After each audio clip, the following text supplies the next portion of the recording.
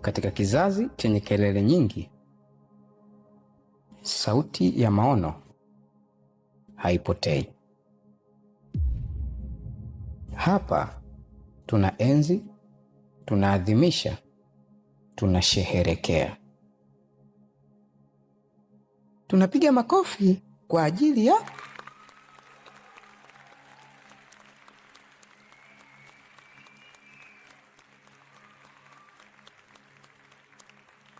wenye maono husheherekewa. Kwa kweli mkurugenzi, tunashukuru sana. Mimi ni mmoja wapo mfuatiliaji mzuri wa kipengele hicho cha Barika na Afya.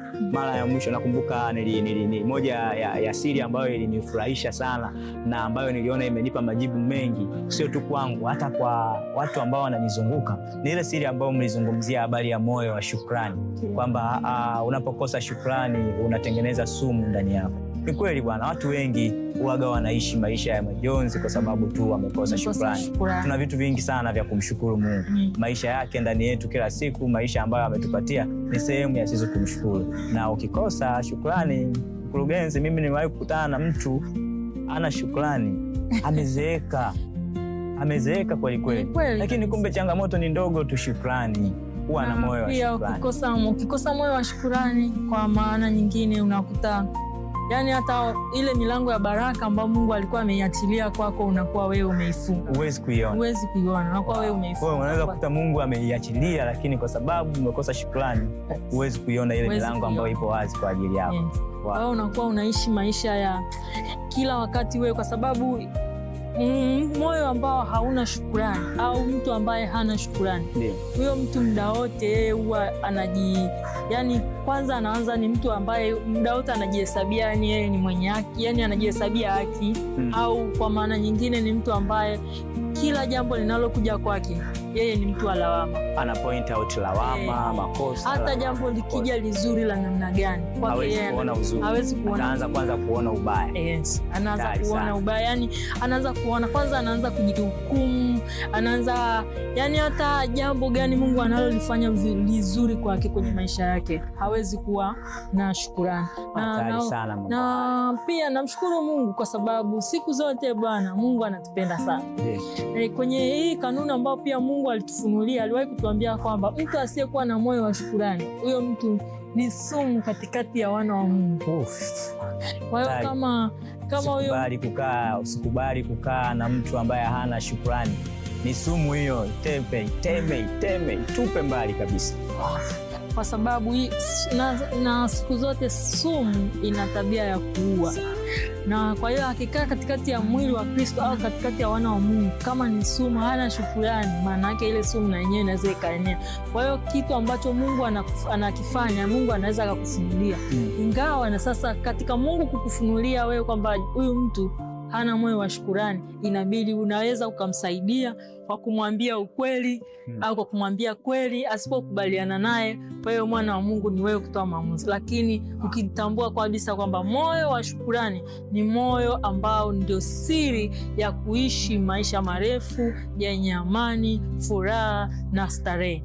Na katika hiyo moyo wa shukrani, tunapozungumzia moyo wa shukrani, ukikosa shukrani maana yake umenyima baraka zako. Na mtu ambaye hana shukrani ndio mtu unakuta yeye anajua niishi au asiishi, yote ni sawa sawa. Basi ndio maana hata katika kitabu cha Warumi anasema mtu mmoja anaona tofauti kati ya siku na siku, lakini mwingine anaona siku zote ni sawa sawa. Sasa mtu asiyekuwa na moyo wa shukrani, yeye huona siku zote kuwa ni sawa sawa.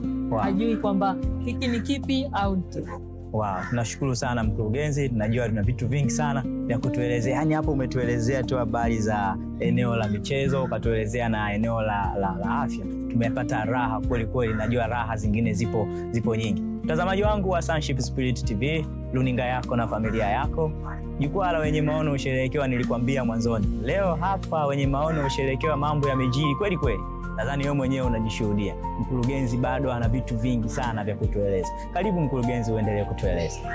Yes, kwa hiyo pia tunamshukuru Bwana kwa sababu katika jukwaa hili pia tuna eneo la uchumi na fedha. Kuna watu wanajua kwamba uchumi na fedha ni kuwa na mali. Pause kwanza hapo mkurugenzi. Mbona kama unataka kunirudisha nyuma? Yaani uchumi na fedha sio kuwa na mali. Sio kuwa na mali. Ni nini sasa uchumi na fedha? Uchumi na fedha, kitu cha kwanza ambacho Mungu anakupatia ni ufahamu. Wow. Kwa sababu pasipokuwa na ufahamu na tunavyozungumzia uchumi ndani ya ufalme wa Mungu, tunazungumzia swala nzima la ufahamu. Kwa sababu kuna mtu ambaye anaweza akawa na mali, akawa na fedha, lakini asiwe na ufahamu wa kuzisimamia, kuzifanya zikazaa. Kwa hiyo kumbe uchumi na fedha ndani ya ufahamu wa Mungu ni uwezo au ufahamu unaotuwezesha sisi kufanya usimamizi. Okay. Yes. Na tukisema swala nzima la uchumi ndani ya ufalme wa Mungu, tunaanza pia na vipawa. Wow. Kwa sababu kipawa ulichonacho au kipawa alichonacho mwana wa Mungu ndio fedha yake. Wow. Au ndio biashara yake. Wow. Kwa hiyo tunavyozungumzia uchumi ndani ya ufalme wa Mungu katika jukwaa hili, hatuzungumzii swala la kuwa na fedha nyingi, fedha kiasi fulani, lakini pia tunakufunulia siri ambazo pia ndani ya uchumi na fedha au ndani ya ufalme wa Mungu, uchumi na fedha utakuwezesha wewe kuona faida au utakuwezesha wewe kuishi sawa sana ufalme wa Mungu, namna ambavyo Mungu mwenyewe ametupa sisi kuishi. Wow, nakushukuru sana mkurugenzi. Asante sana kwa kutoa matongotongo haya kwenye eneo la uchumi wa fedha.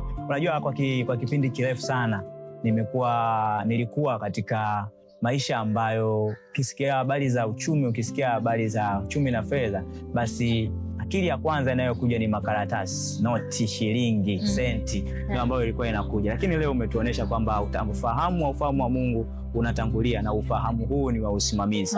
Nakumbuka hivi karibuni nimetazama katika jukwaa lenu la uchumi na fedha, nikakutana na ushuhuda mmoja ulikuwa umepostiwa kuhusu somo lile, ambapo mwandaaji nafikiri wa somo alikuwa ameeleza namna ambavyo mwana wa Mungu mmoja alikuwa ameelezwa kuhusu habari za uchumi. Nikimnukuu alisema hivi: kwa miaka mingi amekuwa akifikiri swala la uchumi na fedha ni swala la matumizi au utajiri ni swala la namna unavyotumia, lakini baadaye Roho Mtakatifu akaja kumcorrect, akamwambia kwamba utajiri sio hauonekani katika matumizi. Utajiri ni uwezo wa kusimamia na kuendeleza mambo yote ambayo Mungu amekupatia. Umeona? Nikasema wow. Hapa akatolea mfano, akasema ukitazama kwenye nchi zetu nyingi za Afrika, watu wengi wamedanganywa kwa staili hiyo. Wamedanganywa kwamba fulani anayetumia sana, yule fulani anayevaa vitu vya bei kubwa, yule ndio tajiri. Kumbe bwana, sio tajiri, yule ni umaskini mkubwa. Watajiri wote wana tabia au wana ufahamu ambao unawezesha kusimamia vitu vikaendelea kutoka mwaka mmoja kwenda mwaka mwingine, kizazi kimoja mpaka kizazi kingine. Hii ni moja ya kitu ambacho kilinigusa mimi very direct kabisa, kwa sababu niliona kuanzia nyumbani. Mimi sikuwahi kufundishwa kusimamia na kuendeleza, sikuwahi kufundishwa kitu hivi, ila nimekutana nacho kwenye jukwaa lenu. Ndio ni mtangazaji, umenikumbusha kitu kimoja pia. Tukirejea kwenye nadhani ni Methali, kitabu cha Methali kwenye Biblia, kuna mstari unaosema kwamba baba mwema anaacha urithi kwa kizazi, kwa wana wa wanawake, kwa wana wa wanawake. Almost vizazi vitatu hapo vinahitaji. Sasa pasipo usimamizi, nadhani kwamba pasipo usimamizi, huyu baba mwema anaweza kuacha vipi huo urithi? Unadhani urithi ni makaratasi? Hapana. Urithi ni majumba? Hapana. Lakini kitu ambacho huwa anakirithisha ni ufahamu, namna ya kusimamia. Na ndani ya ufalme wa Mungu, kitu cha kwanza ambacho Mungu anakifunua kwetu ni usimamizi. Ndio maana tunazaliwa wana. Sifa ya mwana ni usimamizi.